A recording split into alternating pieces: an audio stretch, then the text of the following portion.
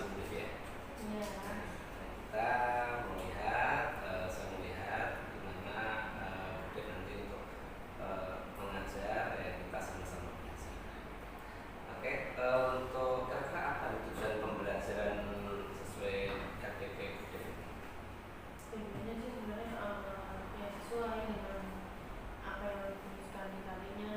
Misalkan kita menggunakan model pedagogik, kemudian saintifik dan berpengaruh kepada peserta didiknya untuk bersikap jujur, kemudian percaya diri, serta patang terhadap di dalam sebuah pembelajaran di kelas. Terus di kelas nanti kira-kira area yang akan dikembangkan itu hendak dicapai itu apa? Karena kan temanya itu kita sedang mempelajari menganalisis puisi, jadi fokusnya kepada puisi. Memang di dalam pariwisata tersebut kan dibagi ada puisi, ada puisi baru dan puisi lama. Tapi kita yang fokuskannya pada puisi baru, yaitu puisi. Jadi yang hendak dicapai untuk pengembangannya? Untuk pengembangannya yang pertama kesadaran diri pada siswa ya, agar siswa itu bisa menangkap apa yang dijelaskan dengan kesadaran diri bahwa oh ternyata sastra banyak loh jenisnya kayak gitu. Kemudian mungkin ada strategi untuk yang akan disiapkan nanti, sudah disiapkan tentunya untuk strateginya. Strateginya kayak misalnya membaca puisi itu kan dia harus bisa mengontrol emosinya, kemudian sebelum mengontrol emosinya itu dia juga harus bisa mendalami bagaimana isi dari puisi tersebut sehingga tahu maknanya dan akhirnya dia bisa mengontrol emosinya ketika dia mendeklarasikan puisi tersebut. Gitu.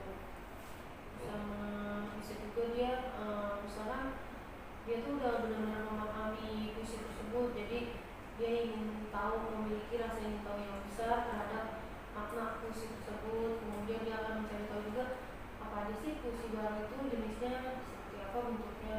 Terus bahan-bahan sudah disiapkan apa? Yang untuk mengajar itu ada video, kemudian contoh pembacaan puisi, kemudian infokus ya kan, pastinya untuk siswa melihat contoh dari mendeklarasikan puisi. Kemarin saya contohkan misalnya si siswa yang sudah alumni gitu kan untuk membaca puisi tersebut. Nah siswa yang sedang di kelas itu melihat oh seperti ini loh membaca puisinya, mendeklarasikan puisi tersebut dengan ekspresi gitu. Mungkin itu jadi bagian strategi kita ya. Saya percaya kita kan udah cukup lama mengajar, pasti pengalaman di bidangnya lah. Oke, terima kasih. Boleh saya lihat untuk RPP-nya? Ini tadi tujuan belajar sesuai ya. Oke, baik ya. Terima kasih. Kita langsung ke kelas dulu ya.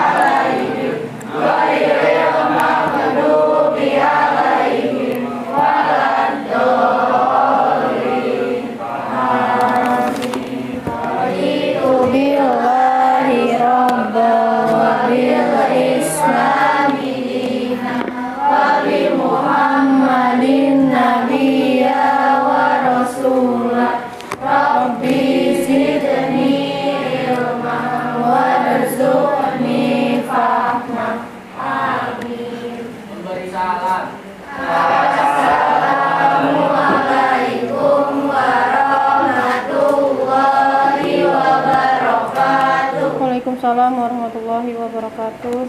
Ya. Adinda Vika, Agnia,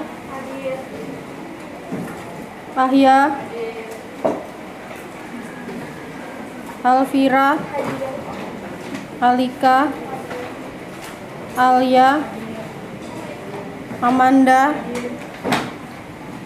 Gozali, Habil, Mas Tomo, izin, Kamila, Desi,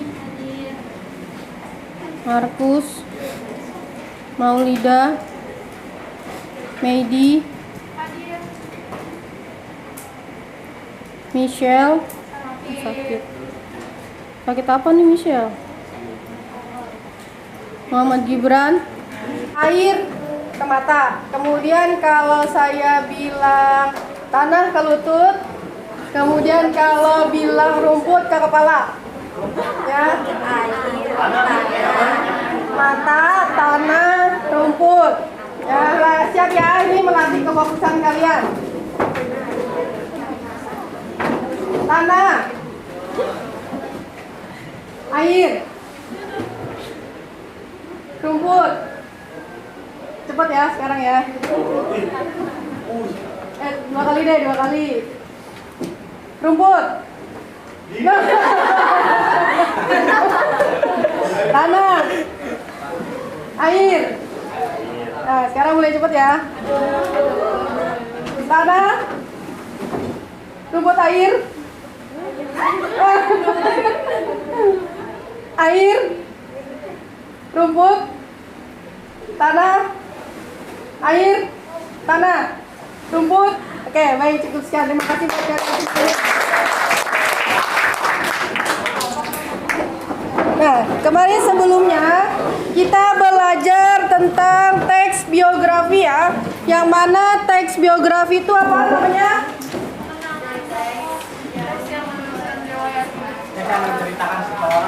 Dalam teks biografi ini kemarin sudah ada yang namanya struktur. Apa ada strukturnya yang kalian ketahui tentang teks?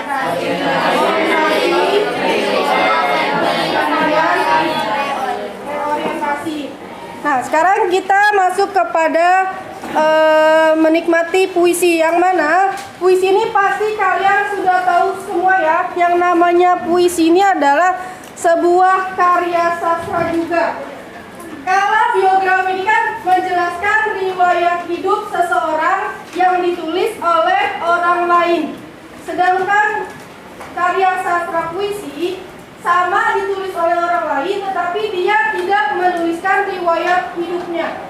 Di dalam puisi ini seseorang mengungkapkan perasaannya, entah itu dia suasananya sedih, senang, ya, ataupun terharu. Nah, itu bisa diungkapkan lewat puisi. Yang artinya di sini puisi merupakan bentuk karya sastra yang disajikan dalam bahasa indah, menggambarkan perasaan penyairnya dan mengandung makna.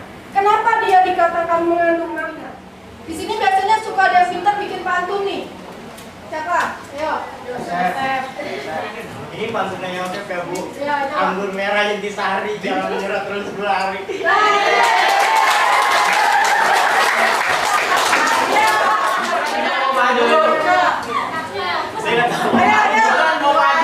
Ayo maju. Saya balas sih Bu. Ya.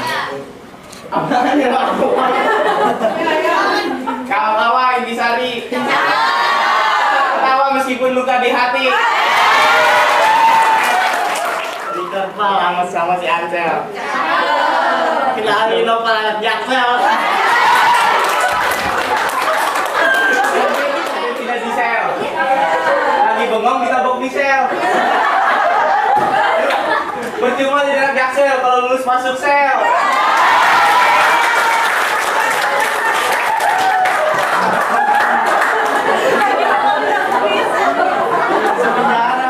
Hei budak cantik, boleh kali nomor WA?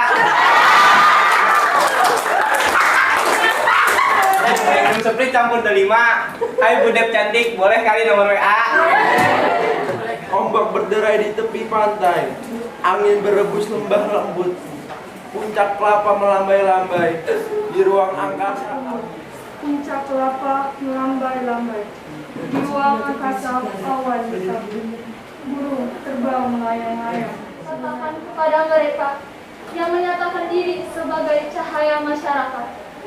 Aku mendengar adanya kecurangan dalam Puisi lama ya yang telah dibacakan oleh dipraktikkan oleh Yosef sama Noval ya untuk berbalas pantun ya dari puisi lama. Kemudian puisi baru teman-teman kalian yang tadi sudah mendeklamasikan puisinya sudah luar biasa. Terima kasih buat semuanya. Nah, dari sini saya cukup berarti kita dalam mempelajari sebuah karya sastra berupa puisi ini ada perbedaannya dengan jelas ya antara puisi baru dengan puisi lama. Kalau puisi lama kita harus ingat puisi yang kita buat itu harus terikat oleh bait, baris, rima. Ya, sedangkan puisi baru kita bebas membuatnya. Ya, tidak harus terikat oleh baris, bait, dan rima. Yang artinya di larik terakhirnya itu bebas mau AA atau AB, ya itu bebas dan bentuknya dalam pemilihan kata tersebut tuh itu pun bebas, dibebaskan. Ya, yang penting itu bisa menarik orang untuk membaca karya yang kita buat seperti itu. Dan jangan lupa juga dari sebuah puisi yang mana ada struktur fisik dan struktur batinnya. Struktur batinnya sudah pasti yang pertama itu ada tema, amanat, nada, kemudian ada rasa. Rasa yang ditimbulkan ketika kalian membaca sebuah puisi, kalau kalian tidak merasakan, tidak menyerapnya dengan baik, itu hanya sekedar membaca saja. Jadi tidak bisa membuat diri kalian itu berada di suasana si pencipta puisi tersebut. Ya, jadi sampai sini bisa dipahami. Untuk hari ini terima kasih buat kalian semua. Assalamualaikum warahmatullahi wabarakatuh. Waalaikumsalam warahmatullahi wabarakatuh. Tadi kemarin saya sudah mengamati gimana Ibu obsesi di kelas gitu Bu ya. Ini ada catatan-catatan ya yang saya lihat ya Bu ya, ada sesuai dari RPP-nya. Jadi Ibu saya kemarin melihat itu bagus sekali ya, bisa mengembalikan fokus ya dengan bermain game di awal. Ya, bermain game di awal itu pas kebetulan itu siang hari. Ya, siang hari itu anak-anak pada ngantuk ya. Nah, Ibu bisa menggunakan atau menggugah selera anak ya dengan bermain game. Jadi catatan refleksi saya Bu ya. Terus dalam pembelajaran Ibu juga saya lihat ada di situ diferensiasi konten gitu ya. Kontennya itu kan menggunakan video, terus media visual itu Ibu menggunakan PPT. PPT mereka bisa visual. Kemudian anak-anak juga dipersilahkan menggunakan buku pegangan gitu ya. Itu untuk diferensi kontennya. Kemudian kesadaran diri juga ada setelah saya lihat itu. Nah ini kira-kira tindak lanjutnya ini ya. Kira-kira dari yang kemarin Ibu mengajar apa yang kira-kira rasakan? Yang dirasakan apa? Lanjutannya sih mungkin karena anak-anak tuh masih belum untuk merasa semangatnya,